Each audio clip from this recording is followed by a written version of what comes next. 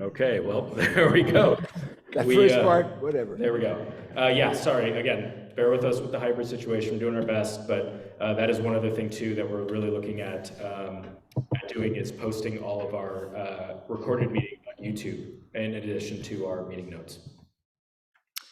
And then Drew, just for your reference too, I can paste that entire statement for you to include in the notes.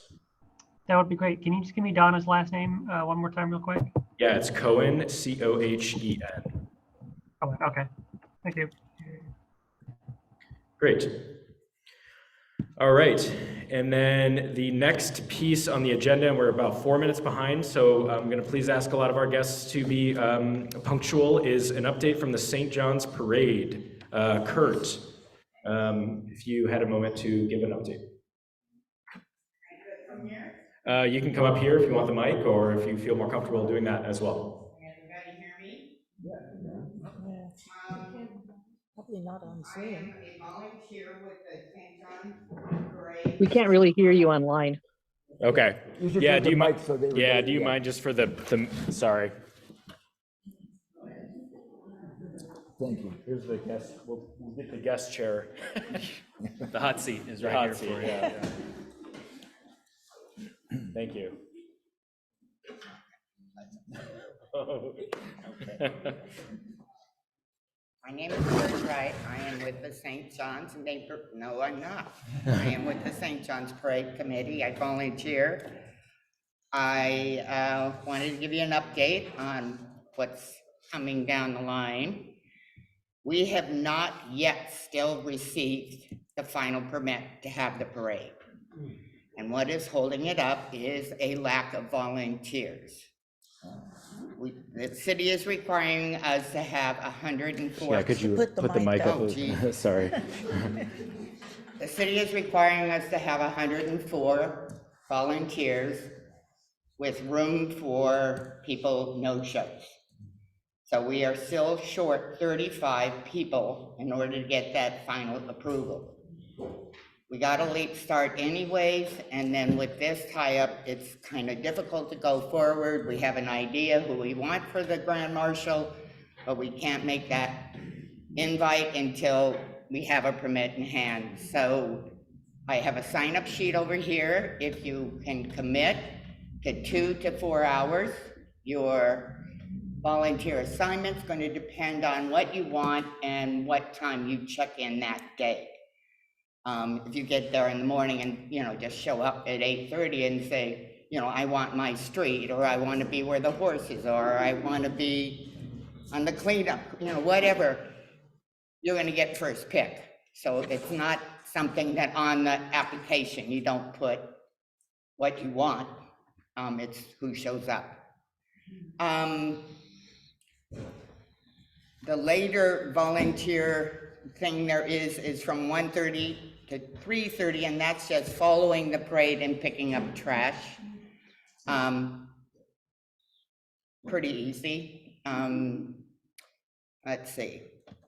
This is our 58th. If it happens, it's our 50th. We're going to proceed with when it happens. It'll be our 58th. It is going to be themed St. John's. It's something special. We are a 501c3, 3C, which one did I say? C3. C3, nonprofit. You can make donations online. If you have any questions that I'm not able to answer, you can go on at any time onto the website, stjohnsparade.org, and somebody will get back to you with a response. I'll hang around a little bit after the meeting if you have further questions, and let's see if I can answer them for you. I did want to point out there'll be some changes this year, once again, due to time frame and lack of volunteers. In the past, we have been able to send out reminders to people that you signed up. We're not sure if that's going to happen. We've had some problems with the website. So write it on your calendar. We will not be having judging this year, which normally happens at the Roosevelt Field. due to lack of judge volunteers, which is kind of specific. We will not this year have a Citizen of the Year. And I'm not getting the award for Speaker of the Year. So,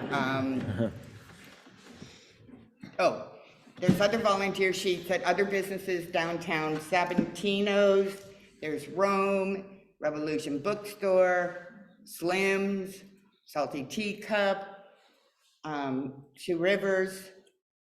They're throughout the land. There's also entries if you want to be in the parade. To be in the parade, it's free. And you'll get a participation ribbon. Nice. Thank All you. right, thank you. Thank you. Thank you.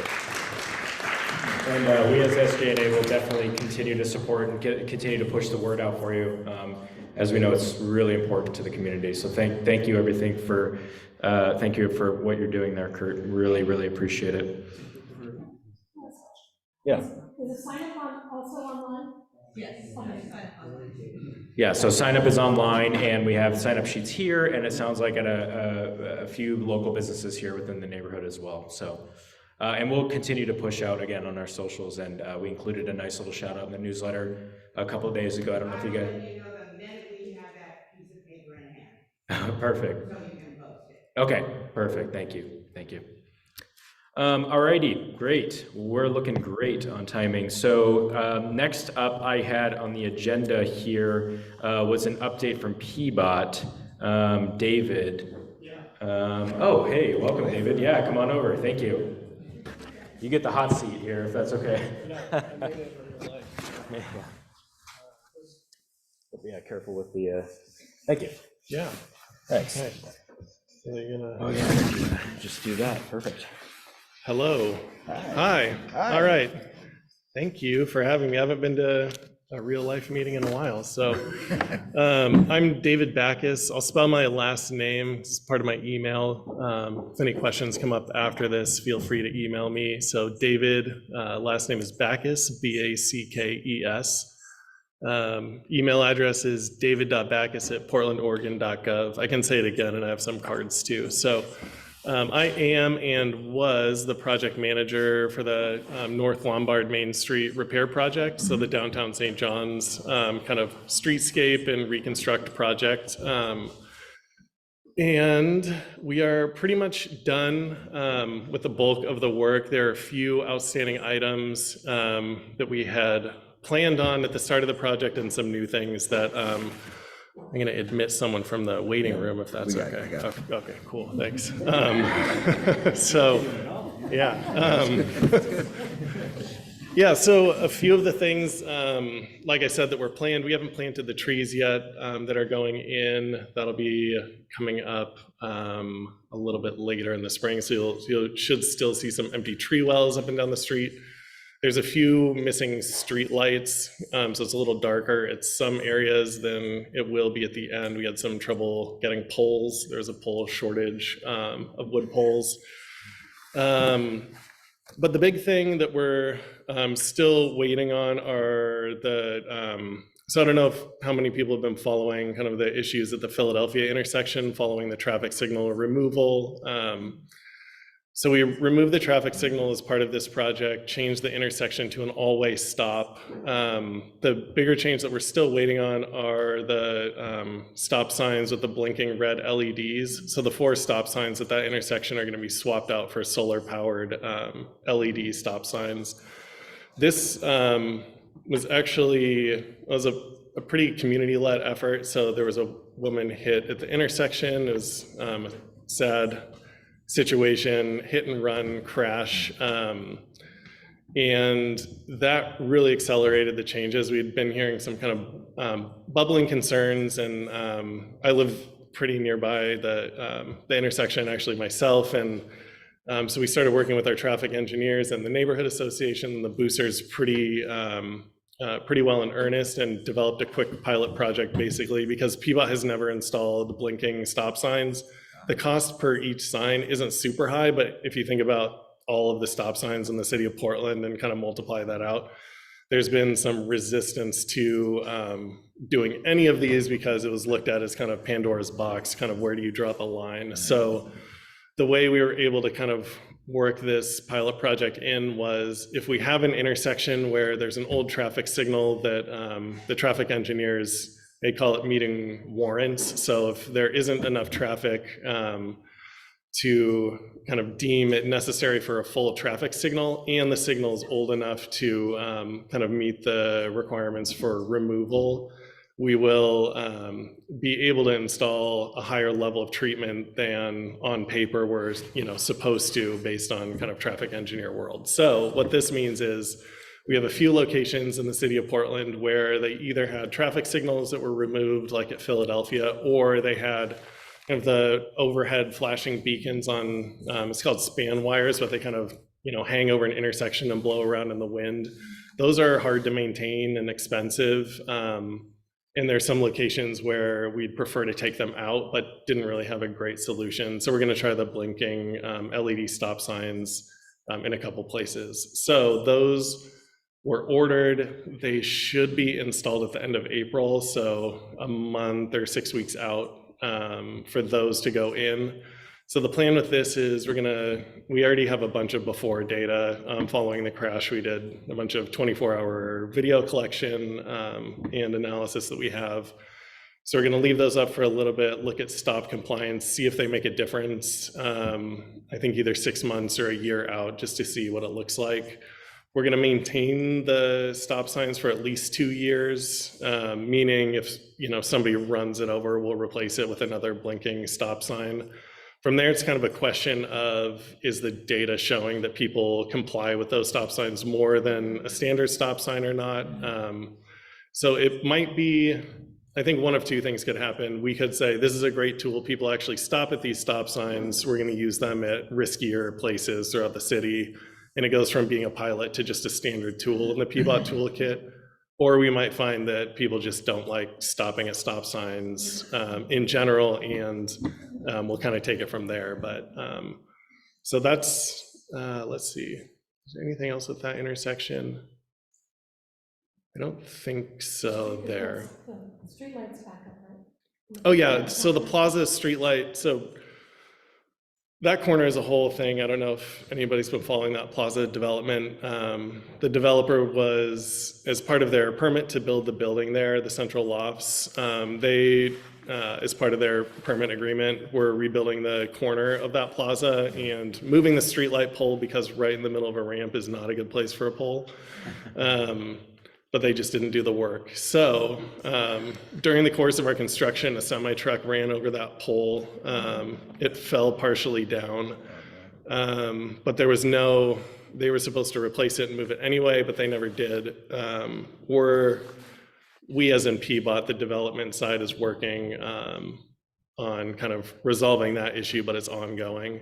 But that pole is back up. There's gonna be another streetlight pole kind of near the entrance of 45th parallel two-stroke kind of area for more lighting at that intersection. That was part of the wood pole shortage scheduling problem. So I don't have a timeline on that. It was supposed to be end of December, but obviously there's no pole there. It's just kind of a bare patch. I think there's another one going in near Chicago.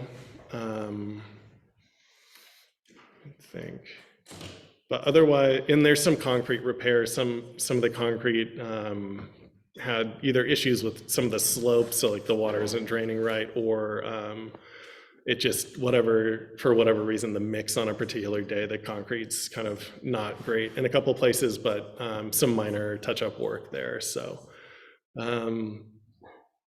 yeah, I don't want to ramble too long. If people have questions, I'm happy to take them. If there's anything I can't answer, I give my email address out, so I can either give you a call back to follow up or just send me an email and we can talk. Yeah.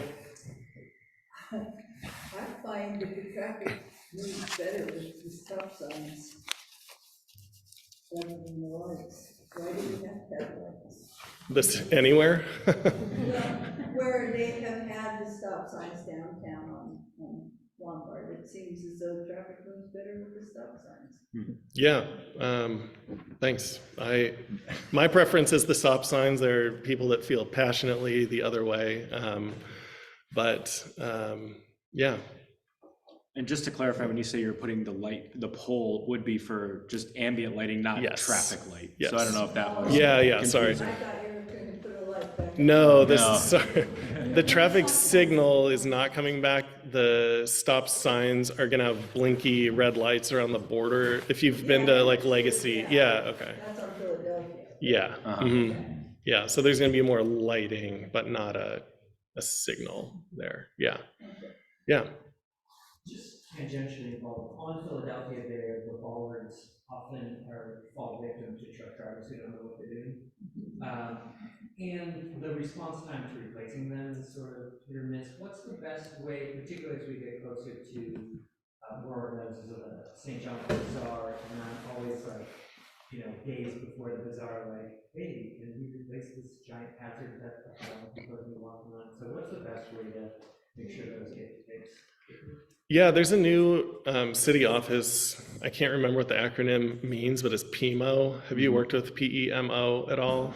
So somehow they're able to do things quickly. Write that down. This is part of the recorded part, isn't it? So it's, sorry, oh, good, yeah. Liz is on, Boosters is on FEMA. So just communicate with Liz and they can get that information. to FEMA. That's easy, Liz does everything. Yeah. Liz is shaking her head. Yeah, over Liz the is screen. shaking her head. Oh, Liz also has her hand raised. Oh, yeah, go ahead, Liz. I do. I have a question about the bioswales.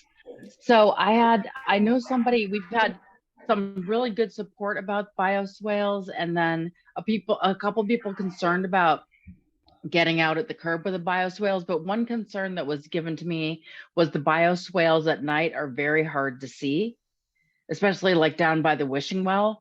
Is there any possibility of getting some uplighting or something in the bioswale so when you're walking at night you don't fall into it? It was just a suggestion comment that I thought I would share. Yeah, no, I don't think we've done lighting in those before. That's a good question. We had near the auto parts store, now I'm blanking on the name, I can't believe that. Yeah, Baxter's. Okay, so Baxter's, we closed one of their driveways and put in one there, and the issue was people were just driving it into it, kind of. So we put yellow paint on it and some reflectors, and that seemed to solve the problem. I think people got used to it. Can you, if you don't mind sending me an email about the wishing well one, just so I don't forget, that'd be great. I will. Into it, Yeah, I was gonna do it, but I thought since I was here, I would just do it in front of everybody. Yeah, Thank you, David. Yeah, the ones that are just right on the street, they're signed to no parking, because you could park next to it and get out of the driver's side, but if you got out of the passenger side, you'd step in a hole. So the signs should be fairly visible, but yeah, if you're just walking out the door and kind of not looking at the swale, or it's really dark or something, yeah, I can take a look at that. After a few too many at the wishing well. Yeah,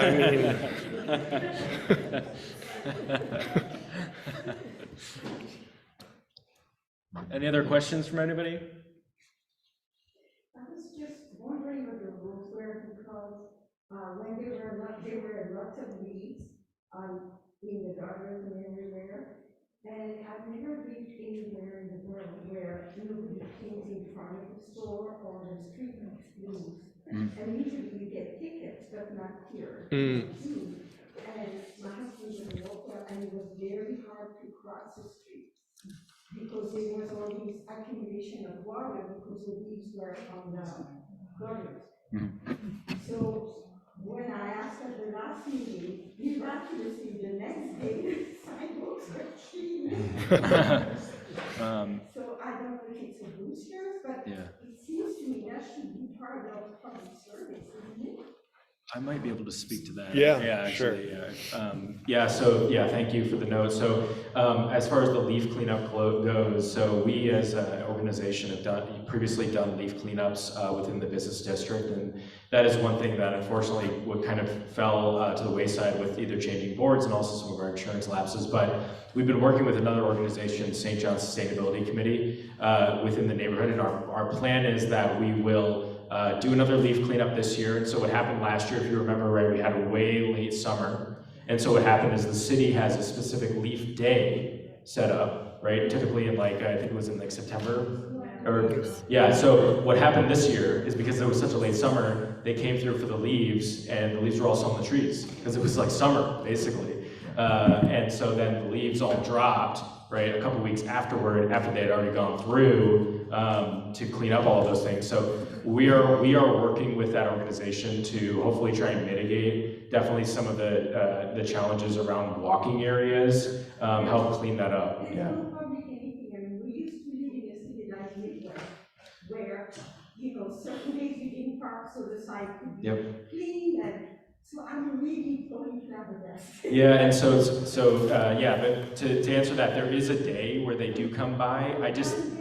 It's one day, I know, and the leaves, the trees are still dropping. Yeah, we're gonna do our best to try and help that, definitely, from a volunteer standpoint. But yeah, from a city standpoint, we'll continue to work with them to see if maybe we can adjust those dates a little bit. But just within reality, it's probably easiest for us to just pull up our sleeves here and get out there. Is there a specific location? No, just here, we go around Is that PBOT? Yeah. taking air.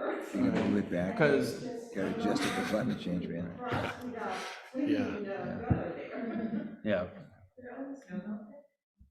No, there was snow, whatever. Mm-hmm. It was just, but it just blocking it. Mm. So when it was raining, we were going. Cool. Yeah. But there's leaves on the top, so the water comes through. All right, I think we're going to move it along then if there's no other questions for David, but thank you for coming by. Yeah, Thank you, David. Yeah, appreciate it. Thanks.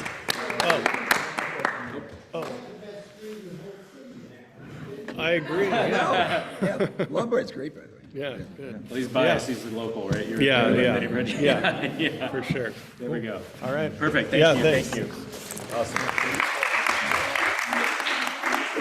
All righty. All right, looking great, 7:45.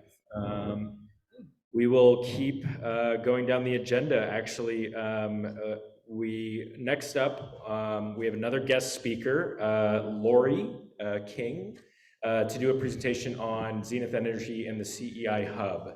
And Lori, just from her time stance, you got an extra 5 minutes here, but we're going to try and wrap it up around 8:05. Thank you.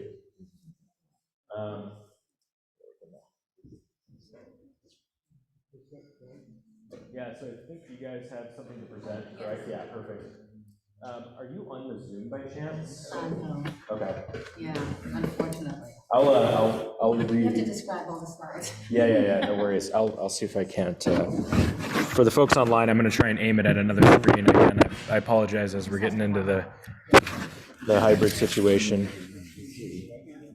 Oh, I wonder if it goes up there. I can turn the lights down, yes. No, I don't think so. If you can try my Patrick Tice. Are you using this camera now? No. Great. Hi, everybody. I'm going to talk tonight about the Critical Energy Infrastructure Hub, which is a half-mile stretch in northwest Portland along the Willamette River. Actually, it's right across the river from us.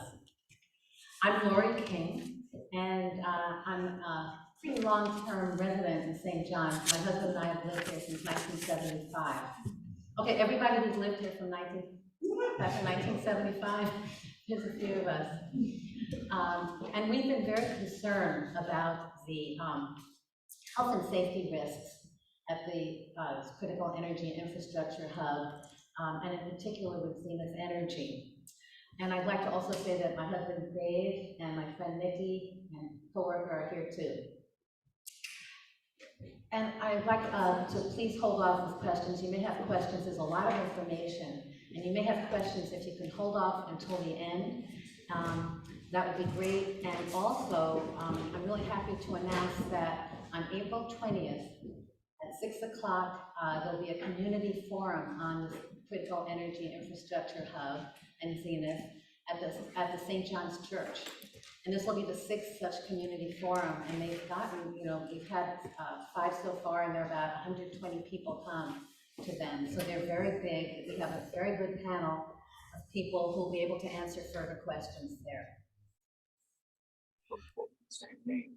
The documentary Navalny about Russian. So there are 10 major fuel terminals in the CEI hub that store 360 million gallons of Argon's liquid fuel and 100% of the aviation fuel that's used at the airport. And that fuel is either stored or transported through the CEI hub. Many of the tanks are very old, and they were built before we understood the risks from earthquake that we have in this area. The the Cascadia subduction zone earthquake and the Portland fault. Many of the tanks were built before 1970, which is a long time ago, and quite a few were built before 1930. That's getting toward almost 100 years old. People along the train tracks and near the CEI hub are continually exposed to toxic mix of chemicals. This is a train that's carrying crude oil from the tar sands in Canada, and the white placard indicates that there's toxic inhalation potential. The oil, and that is because the oil is cut with a variety of toxic chemicals to make the oil flow better. So we're doing these presentations in many neighborhoods around Portland, and we want to tell people that what is going on in the CEI hub affects many, many neighborhoods. But I don't think we have to prove very much that it's going to affect our neighborhood. We live right across the river from there. The day-to-day health impacts are cumulative. So I know that I smell pollution in front of my house. Maybe some of you notice that also, and it's the same odor that I smell when I am driving down St. Helens Road. So there are hundreds of toxics present, and they escape when oil is transferred from the train to tank to ship. So some of the harmful effects are up here. They affect really the most important organs in the body. And what's really important is that monitoring and regulation is very inadequate. Also, the operations at the CEI hub foster the continued high use of fossil fuels, leading to further climate change, which is another health effect of the CEI hub. So there's also the risk of derailment with spilled fuel, fire, and toxic fumes. This is a picture of Mosier, Oregon in 2016. Do you remember that? Mm-hmm. Back then? And they were lucky because the winds, luckily, were not blowing in the direction of the town. And we've also heard recently about the derailment in East Palestine, Ohio. The CEI hub is right next to the Willamette River to the east and Forest Park to the west. A spill, fire, or explosion would endanger nearby communities, the river, fish, and wildlife in the area. This is a map of the likely route of trains carrying crude oil to the CEI hub, and many neighborhoods would be affected by derailments and fires. The CEI hub, much of it, not all of it, but much of it is built on land that would liquefy in the event of a major earthquake, causing tanks to rupture and spill their contents. A recent Senate bill which passed, it's wonderful that it passed, sponsored by Senator Dembrow, requires energy terminal owners to submit comprehensive seismic vulnerability assessments and risk mitigation plans to the Oregon DEQ no later than June 1st, 2024. And I just think that these quotes are very telling. Senator Dembrow said, "We're 100 years overdue for a major Cascadia subduction zone earthquake. Any spill or explosion at the CEI hub would be a serious threat to workers, firefighters, and other first responders, frontline communities, and that's us, fish, and other natural resources. It has been characterized as a disaster on the order of Fukushima and Deepwater Horizon combined. We cannot afford to ignore this problem any longer. And Representative Daisha Graber, who's a firefighter with 12th Valley Fire and Rescue, said a long overdue set of actions is needed to prepare this state for an inevitable catastrophe we know is coming our way.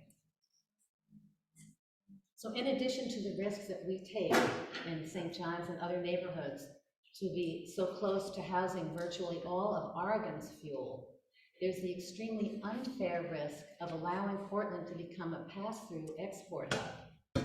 One particular facility community members have been concerned about is Zeneith Energy.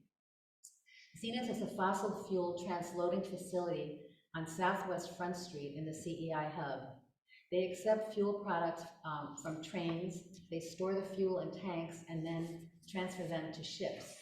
The ships go down the Columbia and Willamette and the Columbia and go to ports around the United States and the world. None, and I mean none, of the fuel that's stored and transferred at Zeneith is used in Oregon.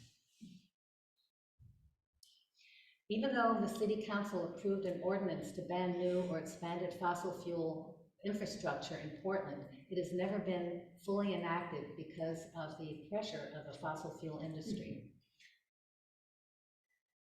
A quick history of Zeneith. So in 2018, Zeneith began bringing tar sands crude and Bakken oil through Portland, so it's fairly recent. They used an old air quality permit from 2007, which had been granted to an asphalt company, a totally different company that they then replaced. In 2020, they began construction without a stormwater permit. And in 2021, the city denied a land use compatibility statement that Zeneith needed in order to get a DEQ permit. They denied it, saying that Zeneith's operation did not align with Portland's comprehensive plan. And Zeneith appealed, and then that appeal actually was, Zeneith was losing that appeal. It was going through various levels of courts. And then in the fall of 2022, behind closed doors, the city granted a new land use compatibility statement because Zeneith promised to switch to renewable diesel in 5 years. But, you know, there's a serious problem here because Zeneith has a record of being untrustworthy. In 2018, they promised regulators that a fourfold expansion that they were doing, and they're just about finished with it, would not lead to an increase of crude oil imports. But Zeneith has been moving more crude oil through Portland each year since 2019. And that's in a recent Oregonian article that I can leave a copy with you. Also, renewable diesel can spill and catch fire as well, so some of the same risks will still apply. But now that Zeneith has their land use compatibility statement, they're going to be applying for a DEQ permit, and that's where we're at now. So we want to be like really raising our voices to the DEQ about our concerns. There has been broad community opposition to Zeneith, from neighborhood associations, state legislators, environmental organizations, and many members of the community. 46 neighborhood associations signed and submitted a letter demanding a denial of the land use compatibility statement in 2021. That's really incredible. There are over 7,000 people signed a petition that went to City Hall, and many hundreds of people made phone calls and gave testimony. One of the actions that people did in 2019 to bring attention to Zeneith was build a victory garden on the tracks in front of Zeneith. That was pretty cool. Dave and I were down there and saw it and actually brought a plant. So that brought a lot of public attention, and 11 people were arrested, and it went to court, Multnomah County's court, and all were acquitted. Because the jury felt that it was a necessary action to bring attention to the public. So what can we do? It's a serious issue. but the good thing is that lots of people are working on it, and there's an opportunity to work on it.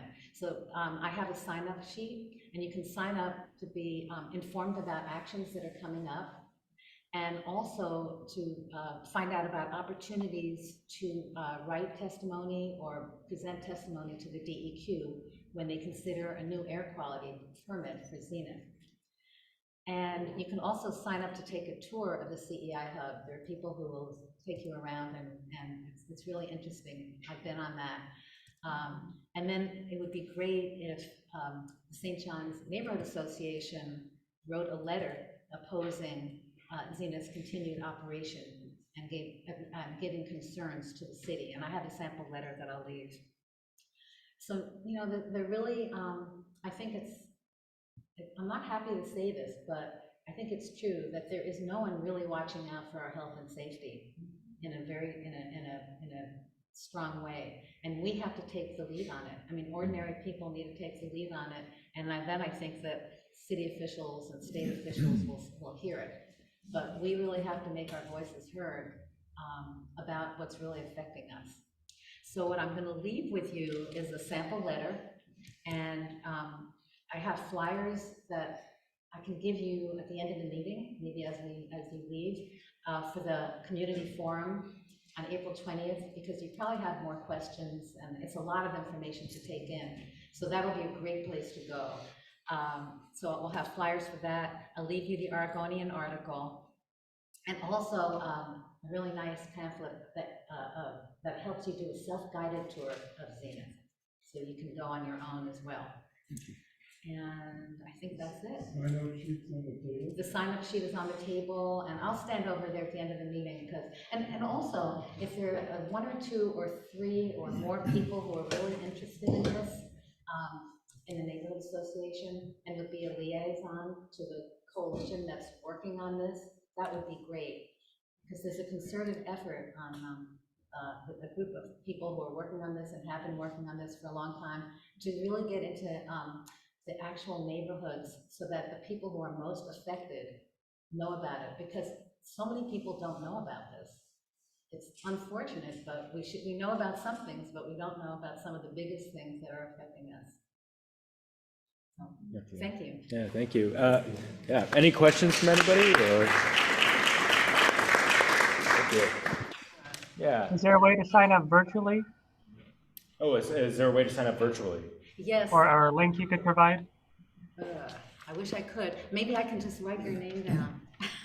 Yeah, I would say if you can, if you are interested, maybe drop your name in the chat for anybody online, and then I can get that to Lori. We have an email chain going, so that'd be great. Great. Thank you. Yes, anyone here who would like to be a liaison or like to be in contact with? Great. So, Cool. Awesome. thank you so much. Yeah, thank you. Thank you very much, Lori. Drew, go ahead. Oh, it's Carmen Keating that would like to sign up here. Okay. If you're looking at that. Yep. Great. Carmen, can you put your email address in the chat then, and we can try and take a look to get that. Or yeah, you can send a direct message, or Drew, if you want to maybe try and take the lead, and then you can give me that email, and I'll get it to Lori. Cool. Awesome. Yeah, thank you, Lori. Yeah, really, really appreciate that. Great. Perfect timing. Yes. So again, thanks again for being patient with us for this one here. We have quite a few guest speakers. I know we have one more guest speaker, which we'll get to here in just a moment. But I'm going to do a little round table from a board update standpoint. And so if we want to go ahead and start, I will hand it over to Vice Chair. Take the hot seat, maybe. The designated seat. Okay. That way they can see you. All right. Oh, cool. Hey, all. Hey. I wish I could see their faces too. But, all right. Quick updates from me. So I tend to focus in my duties as vice chair of trying to organize neighborhood cleanups and events such as that. So there we go. There's people's face. Hello. So we actually just did a Solve cleanup this past weekend, this Saturday. It was based at the Fred Meyer store on Lombard. We cleaned up along Lombard we cleaned up the bridge and then Lombard to the food trucks, sort of Burr. And then we also had a group, we split up into 2 groups. Patrick took one of them down around Roosevelt High School as well, and to clean out some of the bioswales there and clean up the surrounding neighborhood. And so we had, with adults and children, we had 25 people turn out. There was 28 bags of trash. It was roughly, they say that it's usually about 8 pounds per bag. That would put out like roughly 225 pounds of trash. So yeah, we were able to do that, and Fred Meyer donated the space in their dumpster to toss that away. So we're trying to do those every so often. We did one in October for the business district. We've done this one, and there'll be more of that to come. The next event, though, coming is not a Solve cleanup, but it's actually a large bulk waste disposal event. That's happening on Earth Day, April 22nd at Roosevelt High School. 9 a.m. to 1 p.m. We managed to get a grant through Metro to organize this event. We're doing it in partnership with the St. John's Sustainability Committee. So we're going to be having the event there. There's going to be St. John's Swap and Play is also going to be there. Yes. And so there's going to be a the Metro hazardous waste disposal that can take prescriptions and sharps, and household batteries will also be there. So it'll be a nice event, again, on April 22nd, 9 a.m. to 1 p.m. at Roosevelt High School. Is there a question? Yeah. I found that last year's book, instructions or notifications in Spanish. Sure. And I volunteer over at the Hertford House Food Pantry. Okay. In the Portsmouth neighborhood. So when people come through, I was telling them, and they had no knowledge of it. And I think that we do have a huge population. Absolutely. That needs to be recognized that they do have those. Was that the city dumpster day in October at Roosevelt? Okay, great. But that's a great note. Thank you. Yeah. So that was a city run, but we'll make sure that yeah, absolutely. Thank you. Yeah. Thank you for that. I appreciate it. Yeah, we have a board member, Juan, as well, who helps transcribe for us, and so he's been very, very helpful. So we are working on that from an outreach standpoint, both English and Spanish. Yeah. Is there a size limitation? What you can bring? That is a great question. We are still working out the particulars with the hauler for the event. So there'll be more on that to come, with exactly how many dumpsters will be in that space and exactly how much there. That's sort of still under discussion right now. Thank you. Are there any other questions on that, or anything from the Zoom? No, I don't think so. All right. Yeah, and then after that, we're gonna try to do a regular sort of cadence of Solve cleanups. We've talked to the Cathedral Park Neighborhood Association about potentially teaming up for a Solve cleanup of Cathedral Park sometime in May or June. And then, as Patrick mentioned, trying to organize around a leaf cleanup event, sort of late fall, early winter, try to time this one right. We'll see how late the summer goes. But so we're trying to keep up a regular cadence of these. And we also do put out surveys to see where we should have them as well. That's so, if there's a urgent need for a certain part of the neighborhood, we seek that feedback so that we can try and make sure that we sort of touch all corners and take care of where there's the largest need. And that's how we ended up doing the one on Lombard. That was identified as an urgent need and evaluated as being one that we could really make a difference on. So yeah. Well. If you use Cathedral Park for Baltimore Woods corridor, people are constantly dumping trash there. Yeah, definitely. Mm-hmm. Okay. Yeah, maybe we'll connect with Friends of Baltimore Woods. I know that they do a lot of work down there as well. And it's like yeah, it's tough too because there's people living as well down there. So I think one of the way that we work with Solve and other organizations is really trying to give space to not knowing what are personal belongings versus garbage. I think people often pick out, because you can see like a lot of, we'll notice that We'll take a look for sure. Yeah, definitely. Great. Question? Yeah. Yes, about trash, and you mentioned that essentially we with the Cathedral Park Association, there's at the bottom where the train tracks are, someone abandoned a truck there, and then people are abandoning more stuff because they saw like someone did that, and this is like collecting more and more trash. Yeah. Austin, do you think that'd be something to report to PMO potentially? Yeah, is it, where is it being It's built?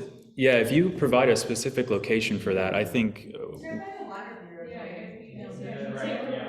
That truck's been there forever. Yeah. Okay. PDF reporter. It's not a train tracks. I mean, Yeah. Report. Yeah. Like it's Salem Street, like you go, you take it all the Salem. way down, and then like you'll see it because the train tracks are right there. Okay. Are you familiar with PDX Reporter? No, I don't. This city's useless. So, I'm not gonna, if I can put the footing out, I'm gonna report it, but I don't, but I do know this is actually. so, the PDX Reporter goes to Have PMO. him and have they're the microphone, so. like the, Austin. Yeah. what's that? Oh, Yeah. so pdxreporter.org is is the one point of contact that the city has set up. So things like graffiti, garbage, abandoned vehicles, campsites can all be reported on that. And then that goes to PMO office, which is set up to try and expedite solving those issues. So I went to the bi-monthly meeting today with PMO, and I was actually going to talk about that when it was my turn, but yeah, so. I'm done. Yeah, I mean, yeah, if we can move it out of order here if we want to just go safety and livability, everybody. Austin. Hi, I'm Austin from Safety and Livability.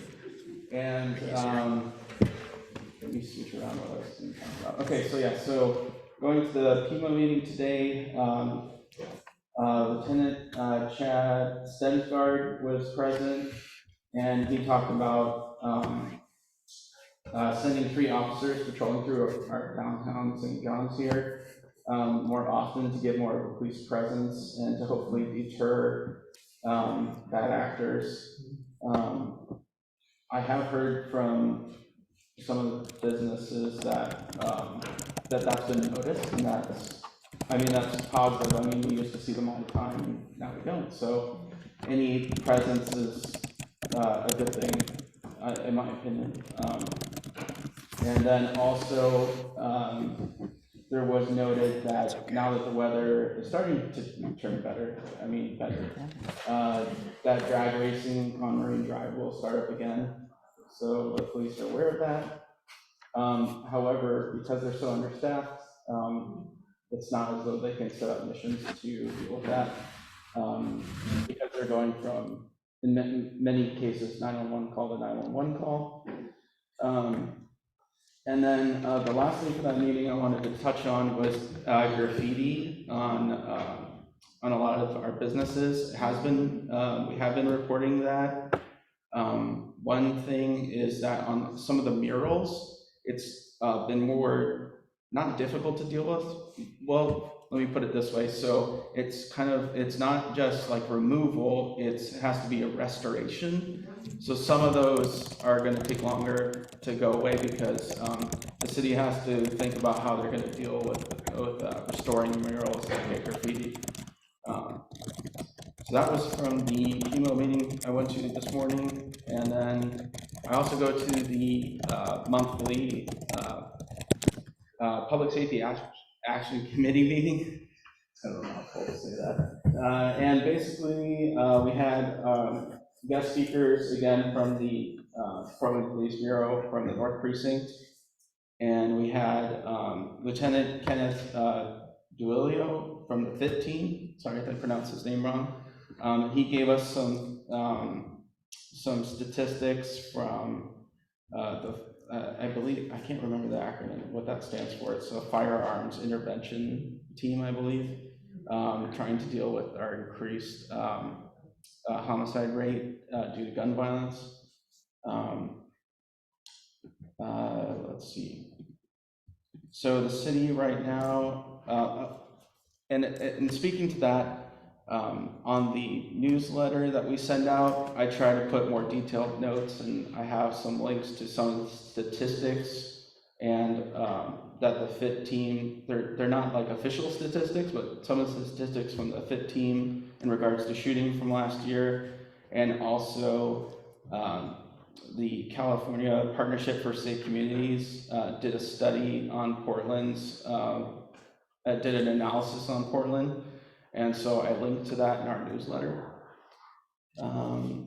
And then going back here to the city is working on cleaning up the Peninsula Crossing Trail by the cut, and there is going to be a safe rest village is in plans to be put there. Portland and the police union have gone to arbitration over the implementation of body cameras. From what I can tell, the police want the body cameras, but there's still some concerns. And so they're in arbitration right now over that. And just finally, I just want to say that the police are encouraging us to report illegal activities. You can use non-emergency, or you can also report things to 311, which is Multnomah County, because that's how we're going to get services here in St. John's, is if things are reported, because they can't address a problem they don't know is there. And so it may seem sometimes that, and I feel this way myself, is like, well, I'm just reporting it and it's going out to the void and nothing's happening. But the more we report it, the more it's a problem, and problems get fixed. So we just have to be consistent in reporting through pdxreporter.org, and then also with our partners. So that was, did anyone have any questions? Yes. I had a comment. So the arbitration with the police and the body cameras is that police accountability people who are working for police accountability want the officers to have to write the reports before review. Agree to that because they want to be able to watch the footage before they, after a deadly police shooting or violence against mentally ill people, of which the Portland Police is still under DOJ requirements they have yet to meet because they have been more violent and killed people with illness.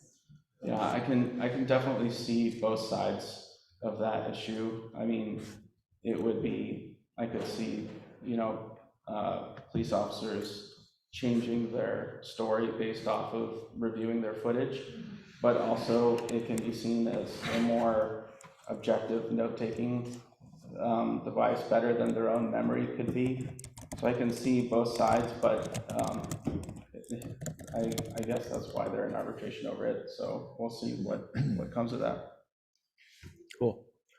Yeah, I just wanted to just reiterate, just for folks on Zoom real quick, they just wanted us to announce if that was a question or not, but there was a community member just clarifying on some of the arbitration with body cameras, just for folks. And then I saw there's a note here. Yeah, I apologize. That was Austin, our safety and livability chair.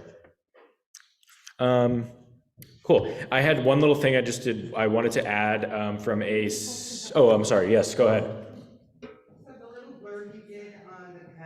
Is that all that will be discussed this evening? The question is a little blurb in the newsletter on the Safe Rest Village at the Cut or Peninsula Crossing Trail. Yeah, I can speak to that here in just a moment. But yeah, everything that is on the newsletter is essentially what the city is also kind of reiterating as to where that's at. And we actually have a community member who's on Zoom who might be able to give a smaller update, who is more involved with the Safe Rest Village than I personally am. And then, sorry, just to keep going down my list, I just wanted to just reiterate that we as SJNA are also partnering closely with the St. John's Boosters to help support business leaders and small business owners within the community that are dealing with a lot of vandalism and broken windows and doors and whatnot. So we as organizations are partnering together on that to hopefully be able to advocate for some of these businesses that are dealing with that as we go forward. So just wanted to inform everybody that we are working closely with the boosters within that regard as well. Let's see here. And then, yeah, I think, is that it for safety? Yeah. Okay. All right. I think we're good from a safety and livability standpoint, and I'm going to hand it over to Bernadine, our treasurer.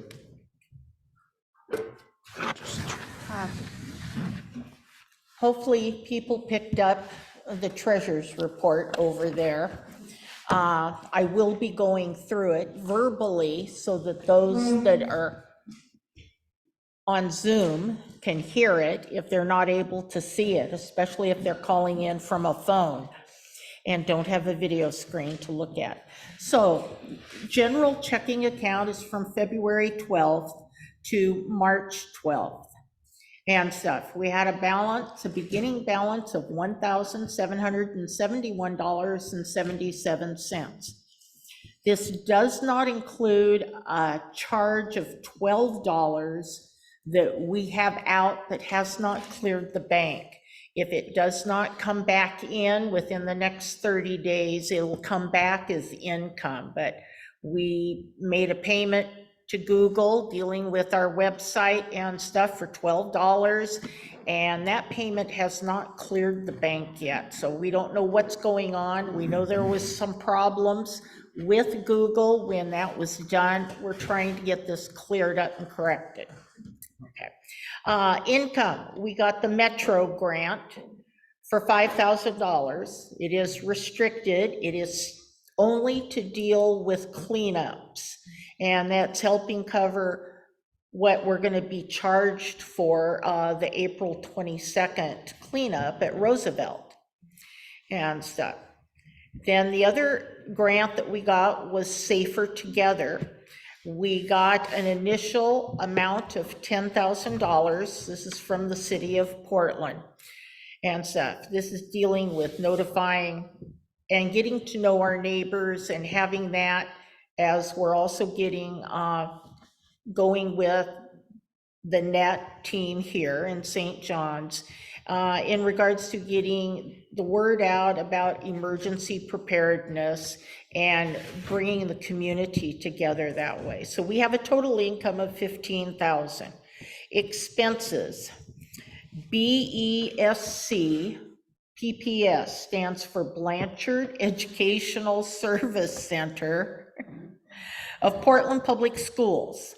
That fee of $333 is for the Metro grant cleanup that we're doing. CUB stands for Community Use of Building.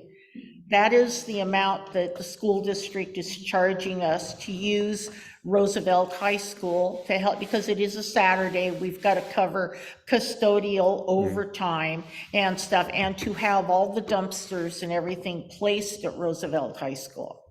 Then MailChimp is for our email processor, because we've gone from Bluehost and Wix and stuff now to Google Works, and MailChimp is now going to be our email processor. So our expenses are $372.50, leaving us a total balance of $16,399.27. Out of that, we have restricted the last of the funds from our Day of the Child grant. So we have $262.62. The board has agreed, and we will be dispersing those funds to the 4 public schools in the St. John's Neighborhood Association to their libraries. We're evenly distributing those funds, because the Day of the Child last year was an event we did with a grant money we'd gotten And it was strictly for kids and reading and pushing that. So we have to do that with the last of our funds now that all of our bills and everything are in and paid for. So we'll be doing that. And as you see, the Metro grant now has $4,667 since we paid for the permit with Portland Public Schools. And Safer Together has $10,000. And our unrestricted funds are $1,469.65. Then we have an art fund. It is a restricted account and stuff from a grant, and it is beginning balance $100.04. And we had no income, no expenses, and we have an ending balance of $100.04. Our next account is Bottle Drop. We started February 12th with $361.17 in Bottle Drop. We had bags dropped, various dates, $14 worth. And from the cleanup, the ones out there volunteering took a bottle drop bags and brought in $2.15 in bottles and cans, and we had 75 cents that was found in coins. So that's all been deposited into Bottle Drop and stuff. So our balance at the moment with Bottle Drop is $377.32. Are there any questions? Do you want to mention we do have our bags here? Yeah, okay, I do have bottle drop bags if anybody would like to pick up one or two and take with them from the meeting tonight. Otherwise, as it says on our website, you can go and email me. My email's up there on the website under the fundraising for Bottle Drop, and I'll get you a couple of bags. I'll get them delivered to you. Perfect. Awesome. Thank you, Bernadine. Okay. All right. Yeah, happy birthday. Yes, thank you. All right. Well, we're getting close on time here, so I'm going to try and speed things up here to keep everybody honest. If it's okay, I'm going to run through land use very briefly. Our good friend Mike Barda is unable to join us today, but there are a few notes here. I'm going to run through very, very quickly, and then we'll pass it on. So from a land use standpoint, there's two items to be aware of. Kelly Point Park entrance is actually going to be closed from this Wednesday, March 13th through Friday, March 24th. There will be no access for vehicles, bicycles, or walkers as they install a heavy-duty gate and add new paved trail extension. So keep that in mind. There is a closure for, it looks like, of around 11 days at Kelly Point. And then he just wrote a little blurb here as well. I'm reading this verbatim. For anyone who has never been there, the park offers paved and natural trails, grassy open areas, full restroom facilities, wide sandy beaches, fishing, and magnificent views of both the Columbia and the Willamette rivers. So yes, and I'm sure for those familiar, yeah, hopefully it's a quick closure, but that is something that we are aware of. And then the last piece here from a land use side, there was a win actually that Mike had where I'm going to read this verbatim again. There was a question that was brought up by a concerned neighbor to SJNA about a residential improvement. The proposal was a major demolition/construction, but it did not mention a large tree on the property, and she wanted to make sure that there was not going to be removed. So after checking with the city, we found out that it would not only be saved, but also protected during construction. The neighbor was very satisfied with what we found. This is an example of how SJNA exists to serve as a voice of the citizens of St. John's and to be a mediator between the city of Portland and neighborhoods where we live. It is a reminder that we are still, quote unquote, a democracy and that power comes from the people, but only to the degree which we choose. So I would say, yes, that is something Mike was very proud of. Again, any land use issues or concerns, please let us know. We do have a board member that is focusing on those issues and, advocating for the community that we live and love. All right. Well, I'm going to continue along here really quickly as well. From an at-large standpoint, the first agenda on the list here is Safer Together. Paul, I don't know if you want to. Yes, sure. No, thank you very much. So this is an update about the Safer Together project. Most of you know that, but I'm going to do a 2-sentence summary for those of you that don't know what it is. So the SJNA has launched a project called Safer Together. We're going to help you organize block parties in your part of St. John's, wherever you live, so that it'll be regular block parties, potato salads, music, games for the kids, but a special feature, which will be like a 15-minute talk about disaster readiness and resilience, or emergency resilience. It's very appropriate that we're doing this right after Lori talked about the CEI hub too, by the way, because a lot of things can go wrong, and everybody thinks about the earthquake.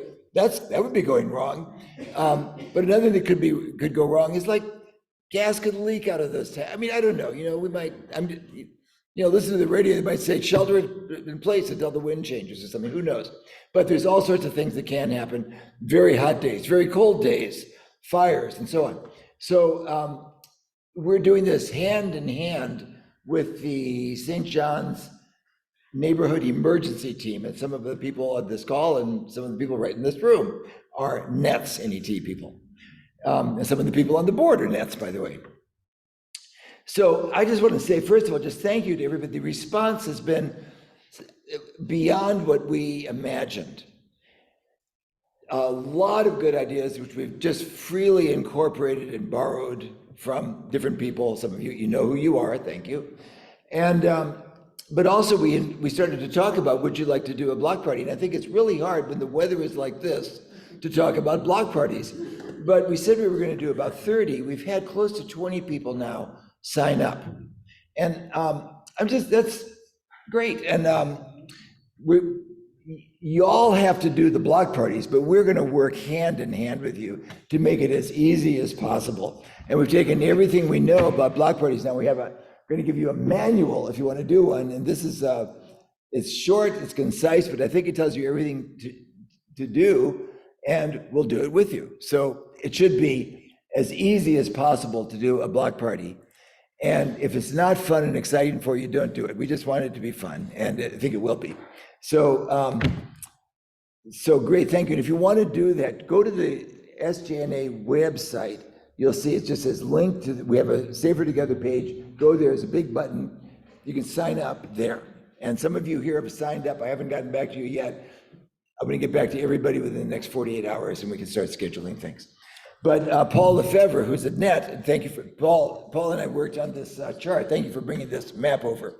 And if you can see that, those are the places where people have said, not all of those are absolutely firm commitments, but those are where people said they were interested in leading block parties. And if you look at the map closely, you'll notice they sort of cluster at this end of St. John's.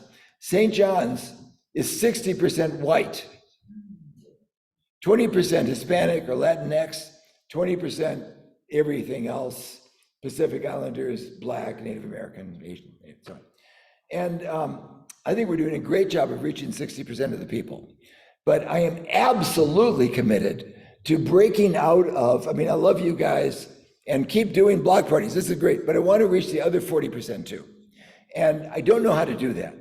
I think collectively we've got some good ideas coming. By the way, Sit-in School is going to host a block party on the Cinco de Mayo. Oh, so that'll be good. So that's good. That is good outreach into the other community. But if you guys have any good ideas about how to get beyond, to get into the other 40%, I'd love to hear them. Not necessarily right now, but please see me. Can that wait, or do you need to do that now? Well, it's super quick. 20% of St. John's lives in the cathedral apartments. It's majority immigrant and people of color. And I would just recommend we're reaching out to that apartment. Thank you very much. And we are doing that. That's part of the plan, but thank you.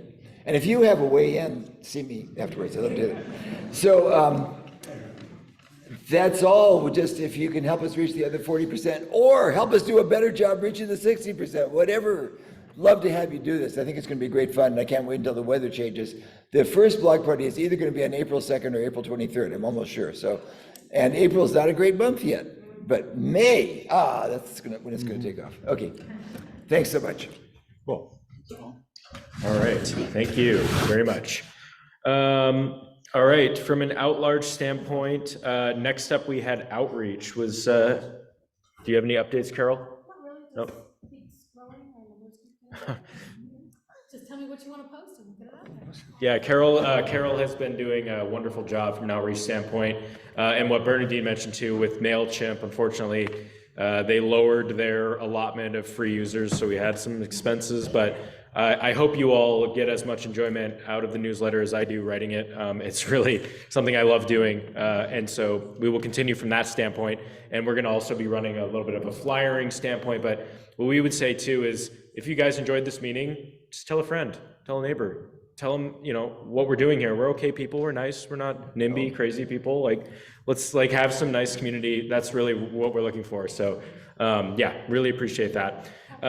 Yes. Just remind them to follow us on Facebook and Instagram for immediate updates. Yes, yeah. For those who couldn't hear, Facebook, Instagram is our primary from a social media standpoint, but also newsletter as well. And then we had a little update too from an at-large member, Leslie, on the bazaar. Hi everyone, my name is Leslie Hall and I am an at-large member and new member to the board. I wanted to invite two of our audience members, Josh and Seamus, up to share some updates. We're super excited to have this event back in St. John's. First time since COVID, May 13th, mark your calendars. Yeah. All right. Yeah, thank you. If we can just, keep it a little brief. Thanks, yeah, we'll be super quick. Quick show of hands, who here has never been to the parade or the bazaar? Wow, boy, you're in for a treat. So the parade's been going on for 50 what years? 8 years. The bazaar, we did 13 of them in a row, 14 of them? This is going to be the 14th one. Yeah. It's a huge party. It's by far the biggest event in St. John's. It's like Mardi Gras in St. John's. It's nuts, it's fun. We hope you can all join us. When is the? May 13th. It's Saturday, May 13th, the Saturday before Mother's Day. It's a big vendor craft fair, and the deadline for that is? March 19th, Sunday. So this coming Sunday. So if you do crafts, it's all local handmade crafts. We've got 2 stages with local bands. We got a beer garden. And it all takes money, and it all takes volunteers, just like the parade. So if you enjoy this, if you love your community, just sign up for a couple of hours and come out and have some fun. Anything I missed? Vendors and volunteers can look at the website, which is St. John's Bazaar, bizarre.com. And yeah. And we know that we spelled it wrong. It was on purpose. I know, I save the tweets. And awesome. Bands too. If you have a band and are looking, you can email for interest about performing. Thanks. Cool. Thank you very much. Thank you. Alrighty, we are definitely over time and getting here. So there's two more things very briefly, and then we can all send you on your way. The first up I had was boosters. Liz, I don't know if you have a moment to speak to the folks here. It's going to be a quick minute update. You're going to love it. So on 4/15, we have the spring fling. We're sort of opening up the district for spring, 11 to 2 in the plaza and all over the district. Same day, St. John's Bite starts and runs the whole month until 5/15. And we started the St. John's History Tours in partnership with Slabtown Tours. She offered March, April, and May for free. Those sold out. That was 33 free tickets that have sold out, but you can get one for $20 a piece for the rest of 2023, and they should be wonderful tours, and that's all I've got. Perfect. Wow. Thank you, Liz. Short and sweet. I'm excited about those tours, I will say. And then the very, very last thing here, our friends at SJCO, St. John Center for Opportunity, are not able to join us today, but I do have a small few sentences to read off for their updates, and then we'll set you free. SJCO, so the storefront grant deadline has been extended to May 12th. SJCO is committed to equity, and we encourage applications from people who identify as BIPOC, LGBTQIA+, women, immigrants, and refugees, and low-income individuals. All information and applications can be found on our website, stjohnsopportunity.org. And then the second piece here is the St. John's Farmers Market still has some vendor space available for certain product types, including farms and food artisans, especially savory foods such as sauces, pastas, and cheese. So please spread the word within your vendor network if you know of someone who may be interested. All information and application, again, can be found on our website, stjohnsopportunity.org. I'm excited for the farmers market. I'm sure you all are as well. Last piece on the farmers market, interested in volunteering at the St. John's Farmers Market. We have volunteer opportunities in the weeks leading up to opening day, May 6th, mark your calendar, to distribute flyers locally and on market days throughout the market season. This year will be running from May 6th to October 28th. It seems like one of the longest seasons we've ever had. It's a long time. To find out more, again, please contact market@stjohnsopportunity.org. Perfect. All right. Well, that is all we have for you today, folks. It is 8:38 p.m., so we will go ahead and adjourn. Thank you again. Thank you really, really for coming. Thank you for everything. We hope to see you again next month. Thanks. Thanks everybody online. Thanks for doing it virtually, Patrick. That worked out well. Thanks, everybody. Thanks, Drew. Yep, I'll send you that email, Pat, and sometime when you get around to it, you just send me the list of everybody, the sign-up sheet. That'd be great. I'll update the minutes. Yeah, I'll send you an email with the names. Cool. Awesome. Thank you. I'm going to sign off. All right. Take care. Thank you. Bye-bye. Bye, everybody.